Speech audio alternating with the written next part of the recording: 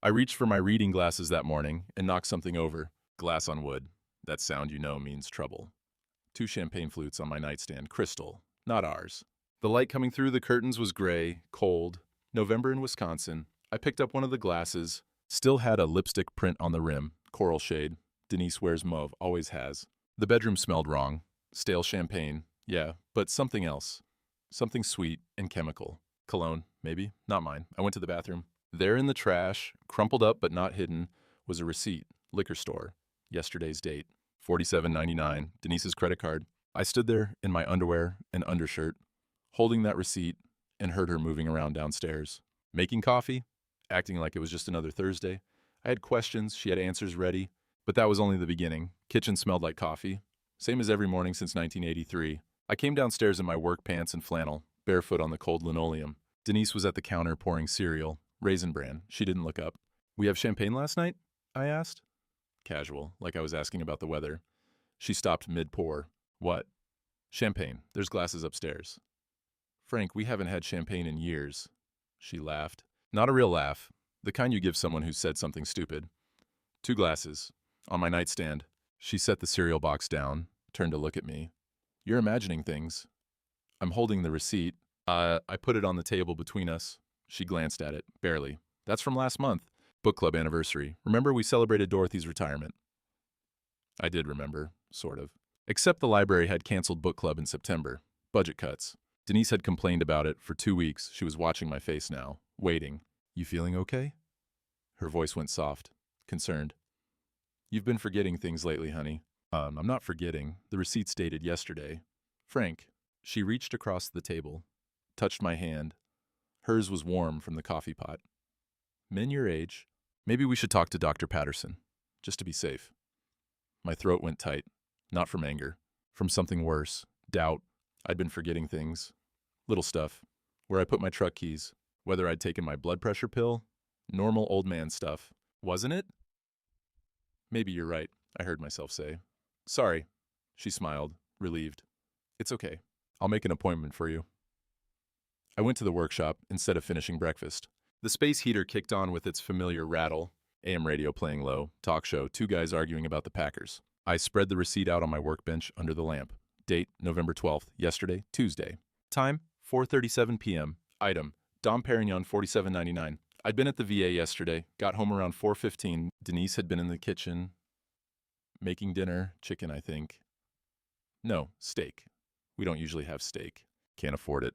On my pension. In her retirement, my chest felt tight. I went back to the house. Denise had left for errands. She'd mentioned it at breakfast, though I barely heard her. The bedroom was empty. I stood there like an idiot, just looking. The cologne smell was stronger now that I was paying attention. Sweet, expensive. The kind that comes in black bottles. I checked the guest bathroom. There in the trash, underneath some tissues, was a lipstick. Coral, still in its tube. MAC brand. Fancy. Denise wore drugstore makeup, always had. Back in the workshop, I got out an old ledger I used for electrical jobs. Hadn't written in it since I retired 8 years ago. I turned to a blank page. November 13th, Wednesday. Found champagne glasses, not ours. Receipt. Liquor store. Tuesday, 4:37 p.m. I was at VA, coral lipstick in guest bathroom trash cologne smell, in bedroom. I stared at what I'd written. My handwriting was shaky. "You find the short by following the current," my dad used to say, back when he was still around to say anything. Before he walked out, there was a current here. I just had to follow it. Next Tuesday, I left for the VA at 1 o'clock. Same as always, 8 years, same routine. Every Tuesday at 1. The appointment ended early. New doctor, efficient. I was done by 2:45. I could have called Denise, told her I was coming home early. That's what I would have done a week ago. Instead, I drove home and parked at the end of the block. 1:30. A black Lexus pulled into my driveway. Ohio plates. I got my old binoculars from the glove box. Used them for bird watching once, years back. Watched the driver get out. Young guy, late 40s maybe. Expensive suit. Gym build, the kind of shoulders you get from machines, not from work. He walked up to my front door like he'd done it before. Didn't knock, just went in. I sat in my truck for an hour, hands on the steering wheel, not moving. 3:30, the door opened. He came out, got in his car, pulled past me without looking. I saw his face clear as day. Handsome, I guess. Confident, the kind of face that knows it's handsome. I waited 10 minutes, went inside. The house smelled different, cologne everywhere. Something else too, meat cooking, good meat. I went to the kitchen. Denise was at the stove, hair still damp from a shower, fresh makeup. She jumped when she saw me. "Oh, you're home early. How was the VA?" "Fine. They gave me my refills." That's good." She turned back to the stove. "Ribeye steaks, 2 of them, one already eaten. I made lunch for myself.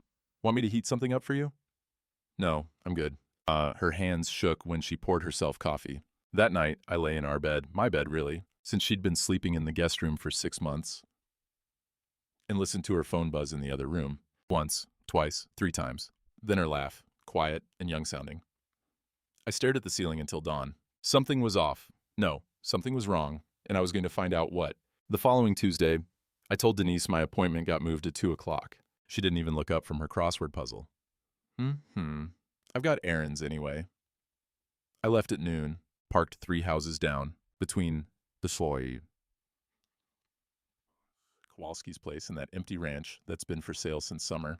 Pulled a Green Bay cap low over my eyes like that would help. Felt ridiculous. 67 years old, playing detective in my own neighborhood. 1:15, the black Lexus rolled up my driveway. Same guy, same confidence. He had a grocery bag this time. I caught the logo, that fancy market downtown where everything costs twice what it should. I was reaching for the binoculars when someone tapped on my passenger window. Nora Hutchins, my neighbor for 40 years. She was bent down, peering in at me with those sharp blue eyes that never missed anything. I rolled down the window. Cold air rushed in. "Frank Holloway, what in God's name are you doing?" Don't. She glanced toward my house. "Come on, before someone sees you sitting here like a damn fool." Her kitchen smelled like coffee and cinnamon. Real coffee, the kind you percolate. She had a plate of cookies on the table, snickerdoodles, still warm. Her calendar hung on the wall next to the window that looked directly across our yards, straight at my driveway. She poured me coffee without asking. Set it down hard enough that it sloshed. "Been wondering when you'd notice," she said. My mouth went dry. "Notice what?" Nora pulled out the chair across from me, sat down with a sound like old bones settling. Her husband, Herbert, had died 5 years back. Parkinson's. He'd been a good man. I'd wired their kitchen for free back in '95 when they couldn't afford an electrician. She pointed at the calendar. "See that? Tuesday, November 12th. See what I wrote?" I leaned forward. In neat handwriting. "Black Lexus, Ohio, RXT 4782, 1:27 p.m. Now look at November 5th. Same note. Same license plate, same time, give or take 10 minutes. October 29th. There it was again. How far back?" My voice came out rough. She flipped the calendar. October, September, August. Every Tuesday, the same entry. She opened a drawer and pulled out a stack of old calendar pages, held together with a rubber band. 18 months, Frank. Give or take a week here and there. He doesn't come when the weather's bad, and he missed a few weeks last spring, but mostly every Tuesday. Right when you leave for the VA. 18 months. The kitchen tilted. I gripped the coffee mug to steady myself. "I kept telling myself it wasn't my business," Nora said. Her voice was gentle now. "Told myself maybe he was a friend. Maybe he was helping her with something. Maybe I was seeing things wrong." She paused. "But then I saw them, through the window, last month." She kissed him goodbye. "On your front porch, right there where you built that railing." I couldn't breathe right. "Why are you telling me this?" I finally asked. "Because my Herbert stepped out on me, back in the 90s? I suspected, but I never had proof. Never pushed it, stayed quiet." She looked down at her hands. Wedding ring still on. "He confessed before the Parkinson's got too bad. Said there were others. Said I should have fought back, should have made him face it. Nora?" I regretted that silence every day until he died. Still do.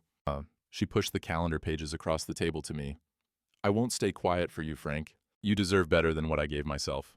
Thursday evening. Denise asked me to find the insurance card for the truck. She'd borrowed mine and left hers in her purse. I went to get it. Her purse was on the kitchen counter. Black leather, worn at the corners. I'd given it to her for Christmas maybe 10 years back. The insurance card was right in the main pocket. But there, folded small in the side zipper, was another receipt. Hotel receipt. American, out by the highway. Room 247, $89. Afternoon rate. Date, last Tuesday. I stood there holding it, listening to the shower running upstairs. Denise getting ready for bed. Our bed. The one she hadn't slept in for 6 months. I put the receipt back exactly how I'd found it. Then I looked through the rest of the purse. Not snooping, just looking. New lipstick, coral, Altoids mints. Denise hated mint, said it made her gag. In the side pocket, folded up, was a Visa statement. Our joint account, the one we use for groceries and gas and the electric bill. Liquor store, $47.99. Lingerie store, $178.43. Out of that fancy restaurant downtown, $94.67, all from the last 3 months. All charged on Tuesdays or Wednesdays. I took out my old digital camera, the one I used for documenting electrical jobs, and photographed everything. The receipts, the statement, the lipstick. Took me 10 minutes, hands shaking the whole time. Put everything back exactly where it was. Electrician's precision, every wire in its place. That night, I transferred the photos to my laptop in the workshop. Created a folder. Evidence, November. I stared at that folder name for a long time. You don't document things you're planning to forgive. Saturday morning, I told Denise I was going to browse magazines at the library. She barely looked up from her phone. The library had public computers. I sat at one in the corner, away from the windows. Took me 15 minutes to remember how to use Google. Michelle had shown me once, but that was years ago. I typed in Ohio license plate lookup. Cost me $15. Paid cash at the front desk. Got a code to enter. The librarian, Mrs.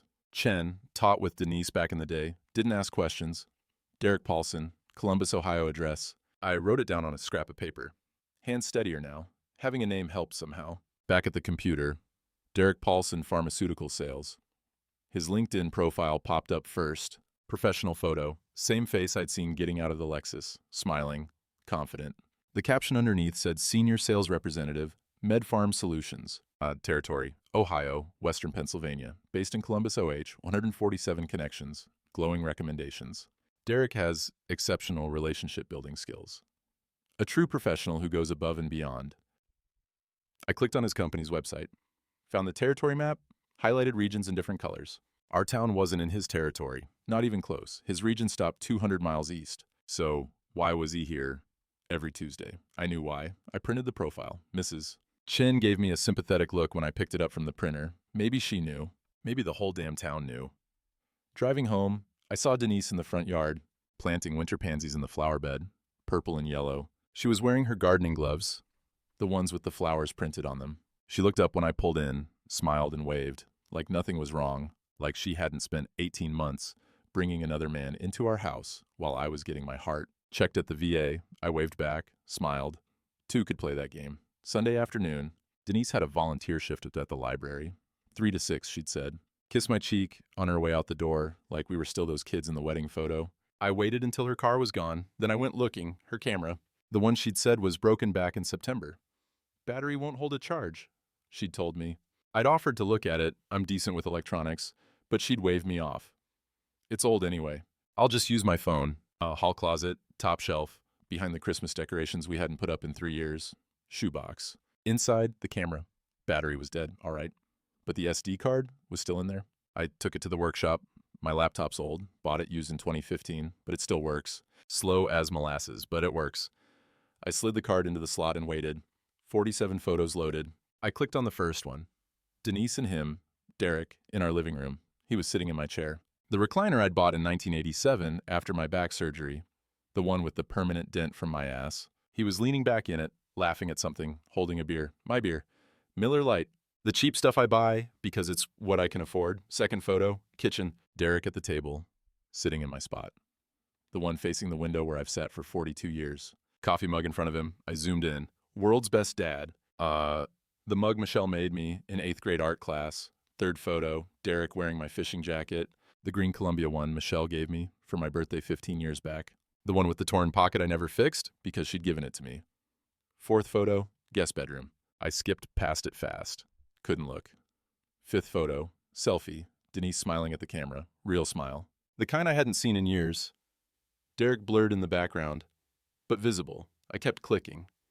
September, October, November, all on Tuesdays. The metadata showed the times, 2:13 p.m., 2:47 p.m., 3:22 p.m., right in that window when I was gone. My stomach lurched. I made it to the shop sink before I threw up. Coffee and toast from breakfast came up bitter. I ran the water for a long time, watching it swirl down the drain. Sat down on my workshop stool. The photos still on the screen, frozen. Derek in my chair, my jacket, my house, my wife. 2 hours passed. I know because the radio switched from the Packers pregame to the game itself. Kickoff was at 3:25. It was past 5:30 when I finally moved. Monday evening, I was in the workshop staring at the photos again when someone knocked. Cal Turner, 73, Korea vet, built like a bulldog. Owns the small engine repair shop on 5th Street. We'd been going to VFW together for 30 years. You ain't been to Thursday nights, he said. No hello. Just statement of fact. You dying or just avoiding us? Come in. He did. Closed the door behind him. Looked around the workshop like he was cataloging everything. The old tools, the radio, the space heater, the laptop still open on the bench. What's that? He nodded toward the screen. I didn't answer. Just turned the laptop so he could see. Cal looked at the first photo, second, third. His jaw got tight. He scrolled through maybe 10 of them, then stopped. How long you known? 3 weeks. Maybe I'm crazy. Maybe I'm seeing things that aren't. You ain't crazy, Frank. He pulled up a stool next to mine. You're getting played. The words hit different, hearing them from Cal. Not judgment, just fact. I lost everything in my divorce one, he said. Back in '87, house, shop, damn near my sanity. Judge favored her, even though she'd stepped out on me first. Took me 10 years to rebuild. I'd known Cal was divorced, didn't know the details. We didn't talk about stuff like that. Just played poker and bitched about the government. I don't want to go through what you went through, I said. Then don't. He reached into his wallet, pulled out a business card. My nephew, just moved back to town. Handles divorce, good lawyer, doesn't take shit from nobody. Bradley Turner, attorney at law. Local address, local phone number. Don't confront her yet, Cal said. Document everything. Get a lawyer first. Get your ducks in a row. What about Michelle? Should I tell her? Not yet. Her mom's been in her ear. Wait till you've got a solid case. He stood up, put a hand on my shoulder. Squeezed once. Frank, one more thing. You're thinking you did something to deserve this. You didn't. She made a choice. That's on her. After he left, I sat there holding the business card. Turned it over and over between my fingers. I copied all the photos to a USB drive. Small thing, blue plastic, fits in your palm. Hid it inside an old electrical junction box in the workshop. Metal box, screwed shut. Nobody but me would think to look there. Put the SD card back in the camera, closed it up, returned it to the shoebox exactly how I'd found it. Christmas decorations back in front, like I'd never been there. That night, 11 o'clock, I sat in the darkened living room. Denise was asleep in the guest room. I could hear her light snoring through the wall. The wedding photo was on the wall across from me, 1980. Me 23, her 20. Both of us smiling, real smiles. I looked at that kid, that version of me, and tried to remember what he was thinking that day. Probably thinking he'd never be like his old man, never walk out, never quit on family. That's what I'd promised myself when I was 12, and Dad didn't come home. I'd be different. I'd be loyal. 42 years I'd kept that promise. I got up, took the wedding photo off the wall, stood there holding it in the dark. The frame was dusty. When was the last time I'd even looked at it? Really looked? We'd had good years, early on, when Michelle was little, when we were building this house together, when Denise brought me iced tea while I worked weekends. 8 months pregnant, laughing at something. That had happened. That was real. But this woman who lied to my face and brought another man into our bed, I didn't know her. I put the photo in the drawer, face down. Next morning, I called Bradley Turner from my truck. Didn't want Denise overhearing. The phone rang 3 times. Turner and Associates, how can I help you? I need to talk to Bradley, I said. About a divorce. Of course. Can I get your name? Holloway, Frank Holloway. Perfect, Mr. Holloway. Bradley's been expecting your call. How's tomorrow at 2? Expecting my call. Cal must have given him a heads up. That works?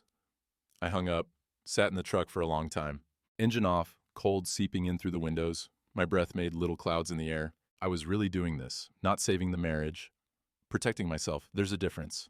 First real snow came on a Saturday, early December. The kind of wet, heavy snow that sticks to everything and makes the world go quiet. Denise was in the kitchen doing the crossword puzzle, coffee steaming next to her elbow. She was wearing her reading glasses, the ones with the purple frames. Looked comfortable, content. Denise, we need to talk. Sit down. She looked up. I am sitting down, Frank. Then stay sitting. Something in my voice made her set the pen down. I put the folder on the table between us, manila. The kind you get at the hardware store. Inside were the printed photos. I'd done it at the library yesterday. Color copies, 23 of them. I found these, I said. On your camera, the one you said was broken. I flipped the first photo over. Derek in my chair, expected tears, apologies, some kind of shame. She laughed, not nervous laughter. Real amusement, like I'd told a joke. Oh, Frank, you actually went through my camera? That's low, even for you. 45 years, Denise. 45 years. 45 years of what? She stood up, poured herself more coffee like we were discussing the weather. You working late? You in that workshop every evening? You forgetting our anniversary 3 years running? So you brought him into our house? Into our bed? Guest bedroom, actually. She blew on her coffee. I have some standards. The coldness in her voice shocked me more than anything. No defensiveness, no guilt, just irritation at being caught. Who is he? Doesn't matter. His name's Derek. He's from Ohio. He's not you, that's enough. Yeah. She sat back down, looked at me over the rim of her mug. I saw it then. She'd been waiting for this. Planning for it. Are you leaving? I asked. I've already talked to a lawyer, Frank. Martin Voss. You know him. Handles the church finances. He says you'll be lucky to keep your truck. My chest went tight. The house is half mine. More than half, actually, considering I maintained it while you were busy playing electrician in your little workshop. She stood up again. This conversation is over. I'm staying with a friend for a few days. Janet? Sure, Janet. The way she said it, I knew there was no Janet. She walked past me, grabbed an overnight bag from the hallway closet, already packed, had been for days, probably. Oh, and Frank? She stopped at the door. You should really see Dr. Patterson about the memory issues. About saying crazy things, people are starting to worry. The door slammed. Tires crunched on snowy driveway. I sat at the empty table. Photos scattered. One had fallen face up. Derek and Denise in the kitchen, kissing. His hand on the small of her back. My kitchen. My wife. I picked up my phone. Called Michelle. Voicemail. Hey, it's Michelle. Leave a message. Michelle. Honey, it's Dad. Need to talk to you about your mother. It's important. Call me back. 3 days passed. No call back. Tuesday. I tried again. Michelle, it's Dad again. Please call. It's about... I need you to call. Nothing. Thursday afternoon, my phone buzzed. Text from Michelle. Dad, Mom called. She's really worried about you. Maybe see Dr. Patterson? We can talk when you're feeling better. I stared at that text for 20 minutes. Denise had gotten to her first. Of course she had. Michelle had always been closer to her mother. And I'd given Denise plenty of ammunition over the years, the forgotten birthdays, the long work hours, that fight when Michelle got divorced and I'd said she was giving up too easy. I'd said that. 3 years ago, Michelle barely spoke to me after, and now Denise was using all of it, painting me as the confused old man, the one who needed checking on. Sunday, I went to church alone. First time in 40 years without Denise beside me. The Myers were in the pew ahead of me, Linda and Carol. They'd been in Denise's book club before it got canceled. They turned when I sat down, whispered to each other. I caught fragments. Not himself lately. Poor Denise, dealing with... They turned back around, smiled at me. That awful, pitying smile. Morning, Frank. How are you holding up? Fine, just fine. I left right after the service. Skipped coffee hour. Couldn't stand the looks. Hardware store Monday. Tom Brenner at the register. Heard things are rough, Frank. Hang in there, buddy. Everyone knew. Or thought they knew. Denise's version, anyway. The concerned wife dealing with her confused husband. I sat in my truck in the church parking lot. Watched other couples leave together. Jim and Martha Wallace, married 53 years. Pete and Susan Chen, probably 40. Even the younger couples, 30, 35, walking out holding hands. Everyone had someone. My phone rang. Unknown number. Mr. Holloway, Bradley Turner returning your call. When can you come to my office? How about today? I'll be there in an hour. That meeting was the first time someone believed me. Bradley looked at the photos, the timeline, the receipts. Looked at me and said, this is a strong case, Frank. Really strong. Cost $5,000 for the retainer. I wrote the check. It left me with $1,200 in savings. We'll work it out, Bradley said when he saw my face. I'm not letting you get screwed because of money. But 2 weeks later, the legal letter came. Denise's petition for divorce. And attached to it, property transfer documents, dated 6 months ago, claiming I'd signed over my half of the house to her, my signature. Except it wasn't my signature. Close, but wrong. The F had the wrong slant. I'd signed my name a million times on electrical permits. But the document looked official. Notary stamp. Everything. I called Bradley. She's trying to steal the house. I see it. Don't worry. That signature's forged. We can prove it. That night, the furnace made a grinding noise, then stopped. I went down to the basement. Pilot light was out, gas valve stuck. I tried fixing it myself, but my hands were shaking too much. Gave up. Temperature dropped to 45 degrees by midnight, 32 by morning. I sat in the living room wrapped in blankets. Herbert's old wool blanket that Nora had given me. Denise was staying with her friend. The house was mine, but it was dying around me.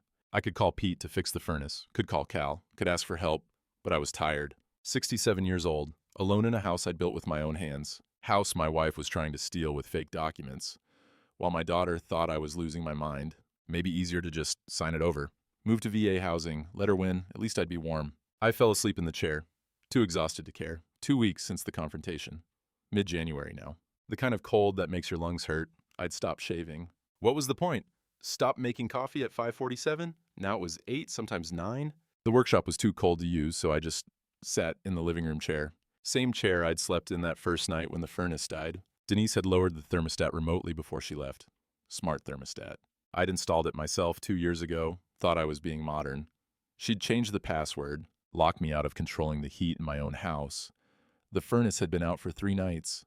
Inside temperature was 32 degrees. Water from the kitchen faucet ran icy. I could see my breath when I exhaled.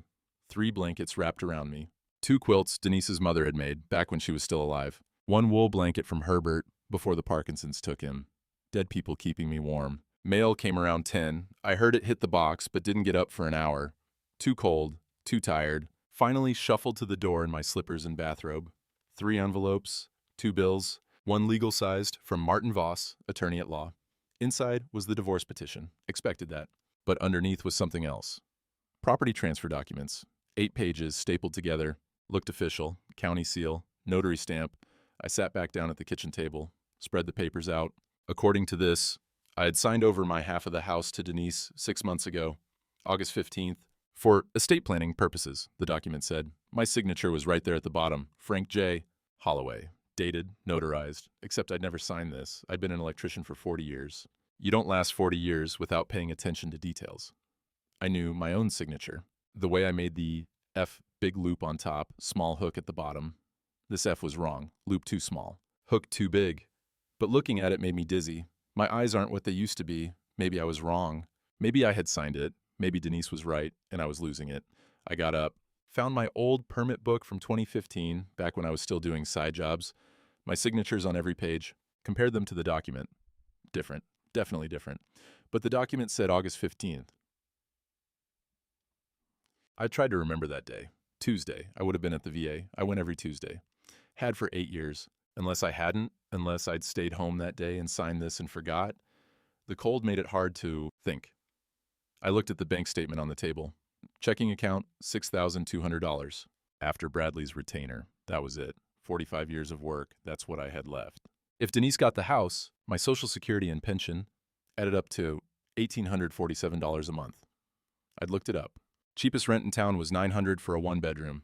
Add utilities, food, truck insurance, maybe $200 left over each month. If she got the house. I could move to VA housing.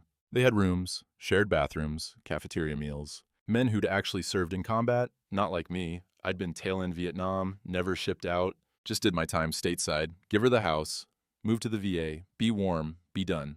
I pulled the wedding photo out of the drawer, looked at those 2 kids. That version of me in his cheap rental tux, thinking he'd never be like his father, thinking he'd keep his promises, thinking loyalty meant something. I didn't imagine this, I said out loud, to no one, to the photo. We were happy, that happened, that was real. But when did it change? I couldn't find the moment. Couldn't point to the day we stopped being those smiling kids and became 2 strangers in separate bedrooms. My fault? Probably some. I'd worked long hours, wasn't good with words, took her for granted maybe, forgot anniversaries, forgot a lot of things. But this? Bringing another man into our house, lying about it, stealing the house with forged documents. That was her choice, not mine, wasn't it? The cold made everything fuzzy. I put the photo back in the drawer, went back to my chair, wrapped the blankets tighter. Outside, snow was falling again, big flakes. Pretty, if you weren't freezing to death inside your own house. I fell asleep sometime after noon, didn't mean to, just closed my eyes for a minute and was gone. Knocking woke me up, hard knocking, urgent. I opened my eyes, disoriented. The light was different. Later. How much later? Clock on the wall said 7:15. Morning. I'd slept all night in the chair. My back was screaming. Fingers were numb. The knocking came again. I got up, took 3 tries. Everything hurt, made it to the door, opened it. Nora Hutchins on my porch. Space heater in one hand, casserole dish in the other. Steam rising from the dish into the cold morning air. Frank Holloway, you're gonna freeze to death. Let me in. She didn't wait for an answer. Just pushed past me, set the space heater down in the middle of the living room, plugged it in. The coils glowed orange, that beautiful orange. Sit, she pointed at my chair, and eat this. She handed me the casserole dish, chicken and mushroom, still warm. The smell made my stomach cramp. When had I eaten last? Yesterday morning, day before, I sat. She got a fork from the kitchen without asking, handed it to me. Eat, now. I ate. It was perfect, just like Herbert used to make them. Before he couldn't hold a fork anymore. Nora was in the kitchen now, making coffee. Real coffee. She must have brought it with her because all I had was instant. I heard the percolator start to bubble. She came back, sat across from me in Denise's old chair, the one that had been empty for 6 months. How long's that furnace been out? 3 days. Why didn't you call someone? Pete would have come over. Cal would have come. Didn't want to bother anyone. She looked at me for a long time. Then she shook her head. Frank, I've been watching. And I've been keeping records. She pulled out a stack of papers from her coat pocket, her calendar pages, but not just the ones she'd shown me before. These had more notes, detailed notes. November 12th, Black Lexus Ohio plates RXT 4782 arrived 1:27 p.m. Derek P. carried grocery bags inside. Wine bottles visible. October 29th, Black Lexus arrived 1:33 p.m. Denise kissed him goodbye on porch 3:42 p.m., right there where you built that railing. September 17th, Black Lexus arrived 1:25 p.m. Denise left with him in his car, returned 2 hours later wearing different clothes. She had 18 months of this. Every detail. Times, dates, what they wore, what they carried, license plate numbers. Why? I asked. Why are you doing this? She folded her hands in her lap. The wedding ring caught the light from the space heater. Because Herbert had affairs I never could prove. Multiple affairs. Over years, I suspected. I saw signs. But I stayed quiet. Told myself it wasn't my business. Told myself I was imagining things. She paused. He confessed before he died. When the Parkinson's was bad and he knew he didn't have much time. Said there were 5 different women. Said I should have fought back. Should have made him face it. Should have documented. Should have gotten proof. Nora, I'm sorry. I regretted that silence every single day. Still do. Every time I look at that empty chair across from me, I think about how I let him treat me like that. She pushed the calendar pages across to me. I won't stay quiet for you, Frank. You deserve what I never gave myself. She stood up, pulled a business card from her pocket. Same one Cal had given me. Bradley Turner, attorney at law. Cal gave me this when he heard what was happening. Said you called but haven't been back in. You're going today. You can't afford not to. This woman is stealing your house, Frank. The house you built. Board by board. Every wire, every nail. You built it. What if I can't win? What if you can? She walked to the door. I'm calling Pete right now. He's going to come fix that furnace. And you're not going to argue about the cost. And then you're going to call that lawyer. She left. I heard her on her cell phone before she was off the porch. Pete, it's Nora. Frank's furnace is out. Can you come today? Good. I'll wait here till you get there. Pete Kowalski showed up 20 minutes later, toolbox in hand. He's 50-something, runs the gas station on Main Street. I'd wired his garage for free back in 1998 when he couldn't afford an electrician. Let's see what we got, Frank. He went down to the basement. I heard him banging around, muttering, then a clang, then the beautiful sound of the furnace roaring to life. 20 minutes, that's all it took. He came back upstairs. Pilot light was out, gas valve was stuck, simple fix. What do I owe you? Nothing. Pete, I can't. You wired my shop for free, wouldn't take a dime. Said we were neighbors, and that's what neighbors do. He zipped up his coat. We're even now. He was gone before I could argue. The heat kicked on. I stood in front of the vent. That warm air on my face felt like grace. Nora was still in my kitchen. She'd made eggs and toast. Set it on the table. Eat, then call. I ate. She watched like a mother watching a child, making sure I finished. Then she handed me the phone. Call him, while you still have fight in you. I dialed Bradley's number. My hands were steadier now. Having food in my stomach helped. Being warm helped. Turner and Associates, this is Sarah. This is Frank Holloway. I need to schedule an appointment with Bradley. Of course, Mr. Holloway. He's been hoping you'd call. How's tomorrow at 2? I looked at Nora. She nodded firmly.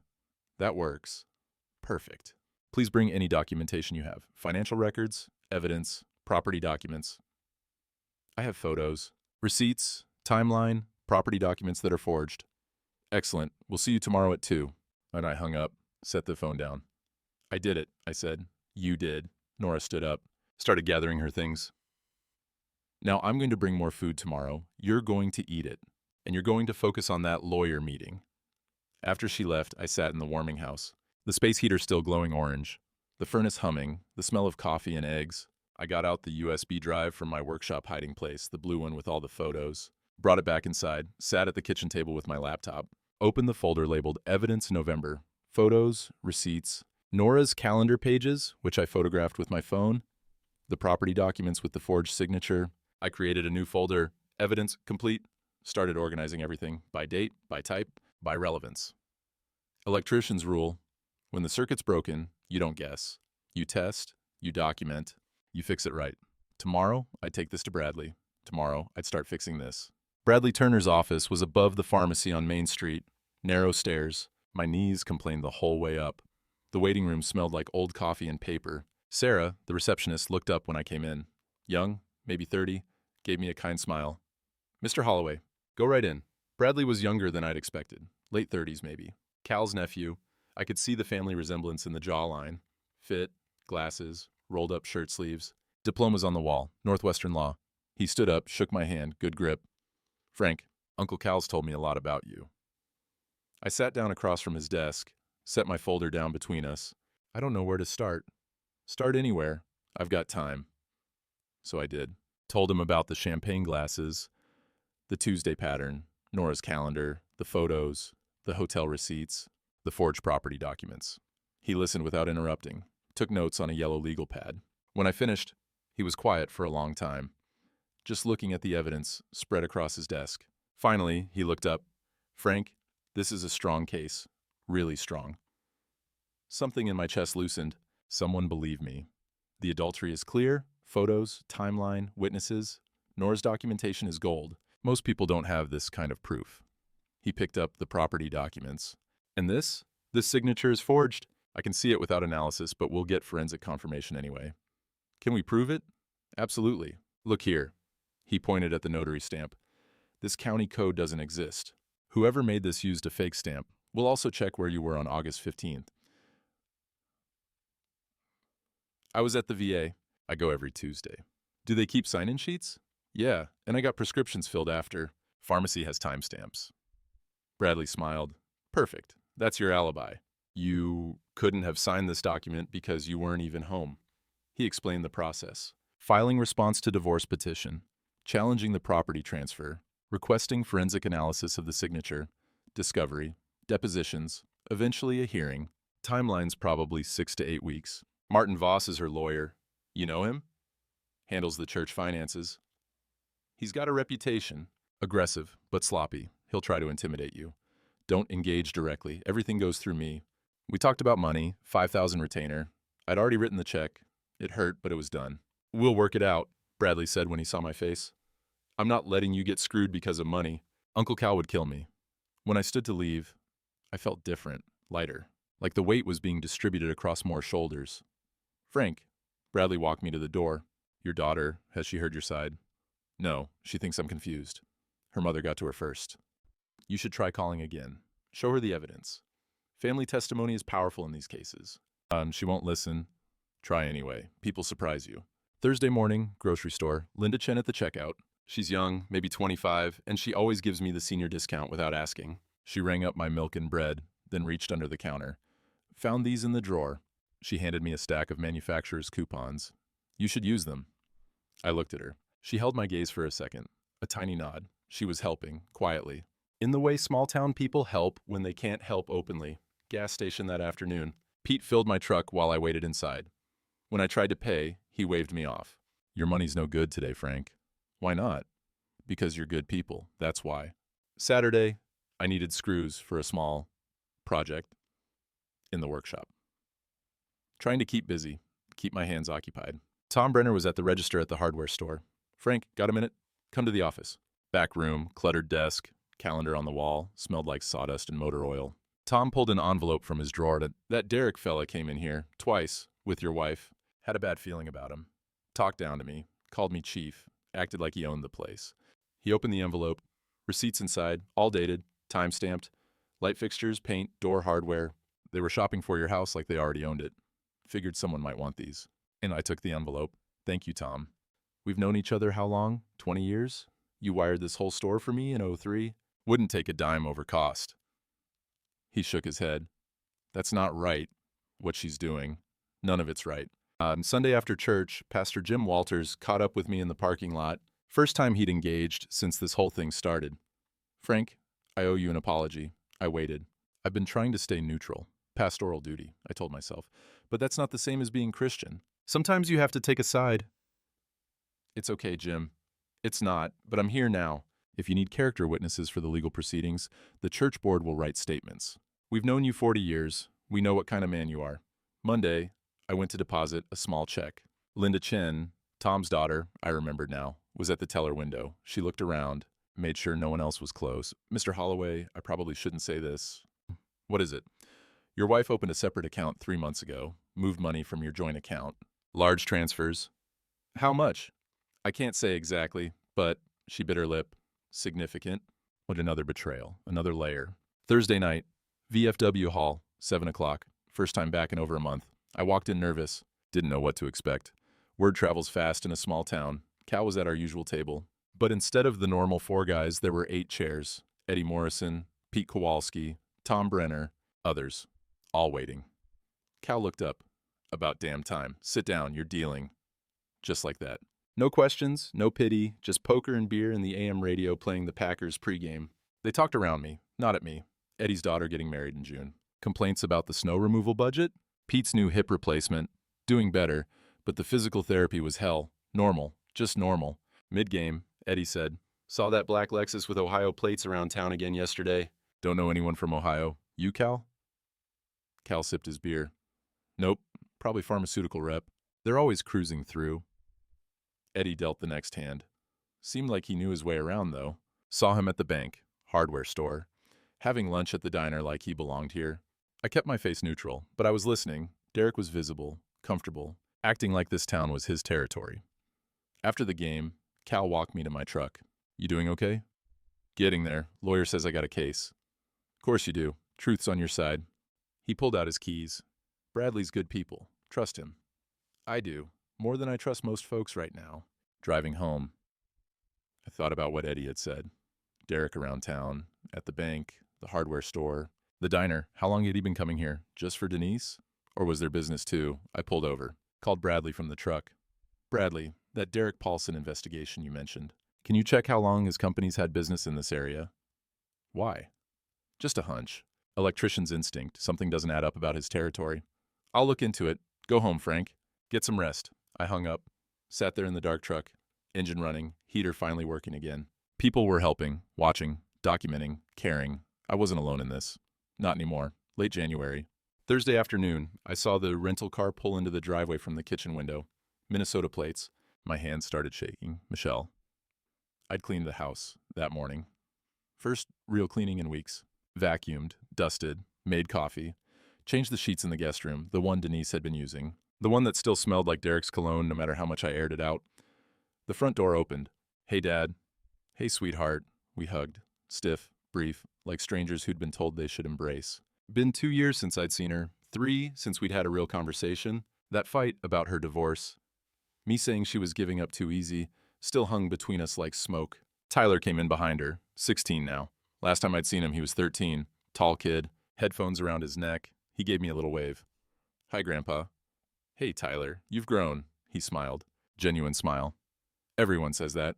Michelle looked around, taking inventory. The house was cleaner than she'd expected, I could tell. But emptier, too. Denise's things were gone. The photos of her family. Her collection of ceramic chickens. The throw pillows she'd bought last spring. Kitchen's got coffee, I said, if you want some. We sat at the table. The same table where I'd confronted Denise 6 weeks ago. Michelle wrapped her hands around the mug I gave her, warming them. Or giving them something to do. Mom said you weren't doing well. I'm fine. Better now that you're here. What's going on, Dad? Really? Her voice was careful, controlled, like she was talking to someone fragile. Your mother's been seeing someone for over a year. Michelle's face didn't change much, just a slight tightening around her eyes. Dad, that's a serious accusation. I have proof. But you should settle in first. Get comfortable.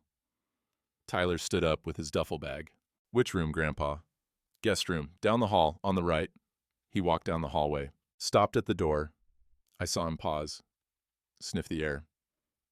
Grandma, this room smells weird. Michelle got up, followed him. I stayed at the kitchen table, heard her open the bathroom door, heard the cabinet open, close, open again. She came back. Her face was different now, pale. Dad, whose stuff is this? I showed her everything, the laptop open on the kitchen table, the SD card photos loading one by one.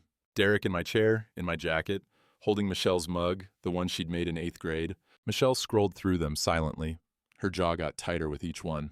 When she got to the photo of Derek sitting in my spot at the table, she stopped. That's your chair. He's sitting in your chair. I know. She kept scrolling. Saw the one of him holding the world's best dad mug. Her hand went to her mouth. That's mine. I made that. I know. She looked up at me. How long? 18 months that Nora documented. Maybe longer. And you didn't tell me? I tried. You wouldn't call back. Her face crumpled a little. Mom said you were getting confused, forgetting things. She said you were accusing her of, I thought she was worried about dementia. That's what she wanted you to think. I showed her the rest. The receipts, the hotel, the lingerie charges, the property transfer documents with the forged signature. Mom tried to steal the house? Her lawyer did. She knew about it. Michelle pushed back from the table, walked to the window, stood there looking out at the snow-covered yard. I hated you, she said quietly. When you told me I was giving up too easy on Tom, that I should try harder, I hated you for that. I know. I'm sorry. I was wrong. I didn't know what you were going through. You didn't ask. She turned around. But you were right about one thing. Marriage shouldn't be easy to quit. You don't just bring someone else in. You don't betray 45 years. She came back to the table, sat down. Tell me about him. What do you know? Derek Paulson, pharmaceutical sales, lives in Columbus, Ohio. That's all. Michelle opened her laptop, marketing consultant. She knew how to find people online. That's what she did for a living. Let me look. 20 minutes. That's all it took. LinkedIn profile. Facebook, Ohio property records, county records, business registrations. Dad. Her voice was strange, tight. Derek's married. What? She turned her screen around. Property deed. Derek Paulson and Jennifer Paulson, joint ownership, house in Columbus, purchase date 2003. No divorce filing, no sale records, still jointly owned. She pulled up the marriage license. Ohio database. Public records. Derek Paulson married Jennifer Dawson, June 2003, 22 years ago. No divorce decree filed anywhere in Ohio. My head was spinning. Does your mother know? I don't think so. Look at his Facebook. Privacy settings were locked down, but his profile picture was visible. Older photo, maybe 5 years old. And he'd been tagged in a few public posts, family photos, Derek with 2 teenagers at a graduation. Caption, so proud of Sarah, high school done. Posted by Jennifer Paulson 6 months ago. He's still with his wife, Michelle said. He's been lying to Mom the whole time. We sat there for a long time. Not talking, just processing. Tyler came back in. Grandpa, can you show me your workshop? I looked at Michelle. She nodded. The workshop was warm now. Space heater humming, radio playing low. I showed Tyler the tools. The old ones my father had given me before he left. The newer ones I'd collected over 40 years. My dad taught me this stuff, I said. His dad taught him. Goes back a ways. Tyler picked up a wire stripper, tested it in his hand. Will you teach me? Something in my chest unlocked. If you want to learn. Yeah, I do. We spent an hour out there. Me showing him how to strip wire, how to test voltage, how to read a circuit. Basic stuff. But it felt important, like I was passing something down that mattered. When we came back inside, Michelle had dinner going. Pizza delivery. First shared meal in years. Tyler showed me memes on his phone. I didn't get most of them, but I laughed anyway. Michelle watched us, smiling. Real smile. The kind I hadn't seen from her in years. After Tyler went to bed, Michelle and I washed dishes together, standing side by side at the sink like we used to when she was little. I'm sorry I didn't call back, she said. I'm sorry I didn't listen. When you were going through your divorce, I judged instead of supporting. You did, and she handed me a plate to dry. But you're listening now? You're here now. She dried her hands, turned to face me. Dad, we need to tell Bradley about Derek being married. This changes everything. Does it? Are you kidding? It proves he's a liar, a predator. It undermines everything he might say. And Mom, she paused. Mom didn't know. She was lied to, too. That complicated things. Made me feel something I didn't want to feel. Not quite sympathy, but something close. Michelle pulled out her phone, looked at me. I'm going to call Derek's wife. Michelle, it's the right thing to do. She deserves to know, and her testimony could help you. She was already dialing. Put it on speaker. It rang 4 times. Hello? Woman's voice, tired. Mrs. Paulson, my name is Michelle. Your husband has been having an affair with my mother. Silence on the other end. Long silence. Then, I know, I've known for months. Michelle's eyes went wide. You know? I hired investigators last summer. He's done this before. Multiple times. Different territories? Same pattern? Her voice was flat, resigned. I've been documenting everything for my divorce lawyer. Would you be willing to provide testimony for my father's case? Another pause. Against Derek? Yes. Absolutely. Email me the details. I'll send you everything I have. They exchanged information. When Michelle hung up, she looked at me. Bradley needs to hear this. Tonight. She called him and put it on speaker again. Bradley Turner. Mr. Turner, this is Michelle Holloway, Frank's daughter. I found something important about Derek Paulson. I'm listening. He's married, currently married, to Jennifer Paulson in Columbus, Ohio, has been since 2003, never divorced. I have property records, marriage certificates, and his wife has been documenting his affairs. She's willing to testify. Silence. Then, are you certain? I work in digital marketing. I can find anyone. I'm certain. Send me everything you've got. This could be very significant. After the call, I asked, what does this mean? Michelle looked at me. It means Mom's been lied to almost as much as you, and it means Derek Paulson is about to lose everything. Bradley's office, Monday afternoon, week before the hearing, conference table.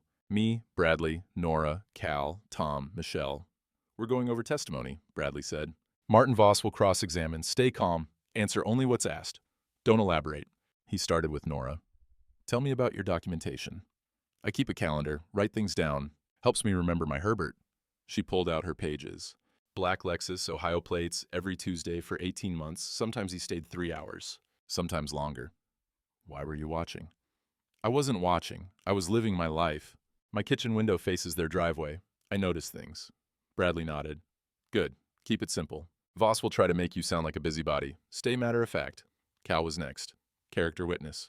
Knew me 35 years. Never known me to lie about anything. Solid, reliable, honest. Tom had the hardware store receipts. They came in twice. Shopping for light fixtures, paint, door hardware. Acting like they owned the place. Michelle would testify about Derek's marriage. Property records. Jennifer Paulson's willingness to provide deposition. Bradley slid a report across the table. PI report on Derek Paulson. I read it. My stomach turned. 3 previous affairs in different sales territories. Pattern going back 7 years. Targeted married women. Usually older, usually with property. Exploited them financially or emotionally. Sometimes both. Jennifer Paulson had been tolerating it until it became public knowledge. Professional embarrassment. Now she was done. Filing for divorce. Ohio Pharmaceutical Board investigating ethics violations. He's done this before, I said. Multiple times. Predators have patterns, Bradley said. We're exposing his. He pulled out another document. Forensic signature analysis. Your property transfer? Signature is forged. Pressure analysis wrong. Stroke order wrong. And the notary stamp is fake. County code doesn't exist. What about my alibi? VA has your sign-in sheet from August 15th. You were there from 1:15 to 2:45. Pharmacy filled your prescription at 3:10. You couldn't have been home signing documents. So we can prove it's fraud? Absolutely. Judge Morrison's going to be furious when she sees this. After the meeting, Michelle and I walked to my truck. How do you feel about tomorrow? She asked. Ready, sad, relieved, all of it. Do you hate her? I thought about that. No, I'm angry, hurt, but not hate. Why not? Because I wasn't perfect either. Worked too much, didn't talk about feelings, took her for granted. I unlocked the truck. That doesn't excuse what she did, but it explains part of it. Michelle hugged me. I'm proud of you, Dad. Eve of the hearing. Michelle and Tyler staying overnight for moral support. Tyler was asleep in the guest room. We'd cleaned it thoroughly. New sheets, new everything. Trying to erase Derek's presence. Michelle and I sat on the couch, TV on, but muted. How do you really feel? She asked. Tired. Ready for it to be over. My phone rang. Unknown number. I answered. Hello? Frank. Denise's voice. First time I'd heard it in 6 weeks. We need to talk. Before tomorrow, please? Her voice was different, scared, not the confident woman who'd laughed at me. About what? Bradley knows about the documents. Martin says he's going to make me look. She stopped, started again. Can we settle this? Without court?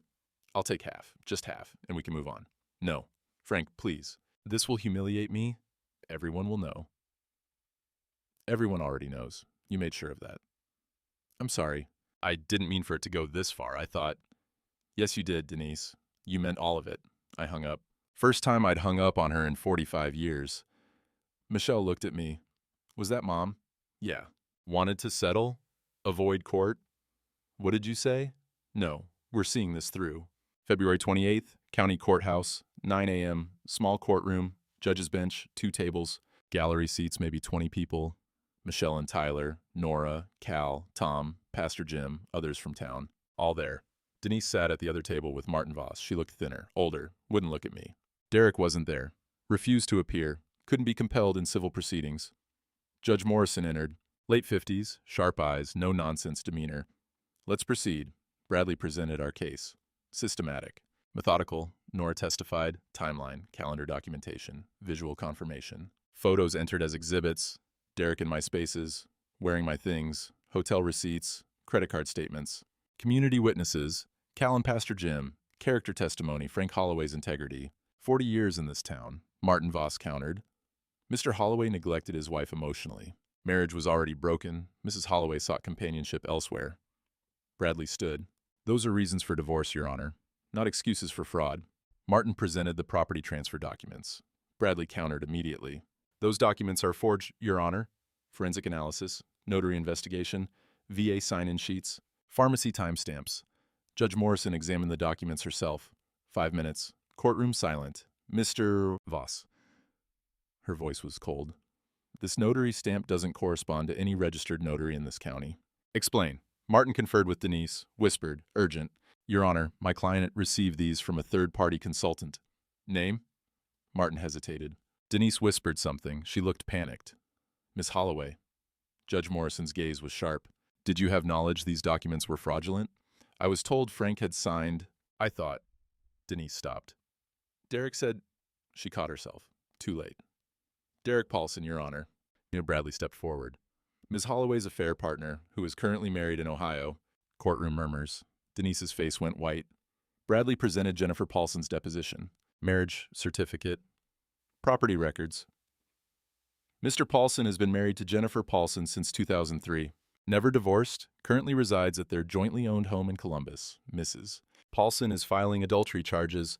His professional licenses are under review. Denise turned to Martin. Her voice broke.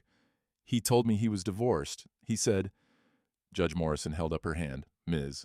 Holloway, did you know Mr. Paulson was married? Denise shook her head, crying now. Bradley continued. Mr. Paulson has a pattern. 3 documented affairs. In previous territories, he targets married women. Mrs. Paulson has been documenting for over a year. Judge Morrison leaned back. I've heard enough. I'll issue my ruling. 15 minutes. Felt like hours. She returned. Read from her notes. Divorce granted. Property transfer documents declared fraudulent and void. House awarded to Frank Holloway with sole ownership. Marital assets divided 60-40 in Mr. Holloway's favor due to adultery and attempted fraud. Ms. Holloway ordered to pay Mr. Holloway's legal fees. No alimony to either party.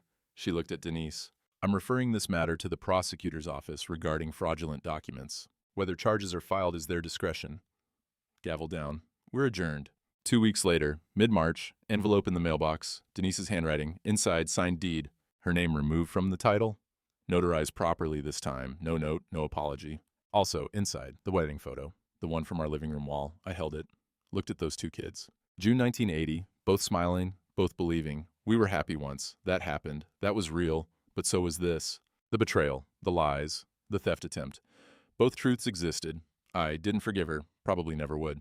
But I didn't need to carry the rage anymore. I put the photo in an album, not displayed, but not destroyed either. Filed the deed in the cabinet. House legally mine now. All mine. Looked at the empty wall where the photo had hung. Nail holes still there. Some things you patch. Some things you leave. April 15th, spring fully arrived. Last snow melted weeks ago. I was on the front porch, replacing a section of railing. Same railing I'd built in 1983. weathered now, but still solid, still repairable. Tyler was helping, holding boards, learning how to use the level. Measure twice, cut once, Grandpa. That's right, always. Michelle pulled into the driveway. Every other weekend now. Groceries in her trunk. She'd brought that coffee I liked. The good stuff. We'd fallen into a rhythm. Her and Tyler visiting, Nora waving from her kitchen window, Cal stopping by for Friday poker. The house filling with different people, different laughter. Not replacing Denise, but not empty either. You know what I learned? I said to Tyler. Some things break. Doesn't mean everything was broken. What do you mean? Your grandmother and I, we had good years. Really good. That was real. But people change. And sometimes when they change, they go in different directions. Are you sad? Sometimes, but not today. Spring rain started, gentle, warm, not winter's ice, rain on the tin porch roof. That drumming sound I'd heard for 42 years. Crocuses were up in the yard, purple eye against brown earth. Tyler laughed when the rain soaked his shirt. Michelle called from inside. Come on, you two. Lunch is ready. I looked at my hands on the weathered porch rail. Scarred wood, aged hands, both still strong enough to build, to fix, to teach. Nora waved from her window. Cal's truck was pulling in, early for poker night. The house smelled like coffee and sawdust and Michelle's soup. Smelled like possibility. 67 years on Earth, 45 with Denise. Maybe the next chapter would be shorter. But it was mine. I went inside with Tyler. Closed the door on winter. Some things last, I thought. You just gotta know what's worth keeping.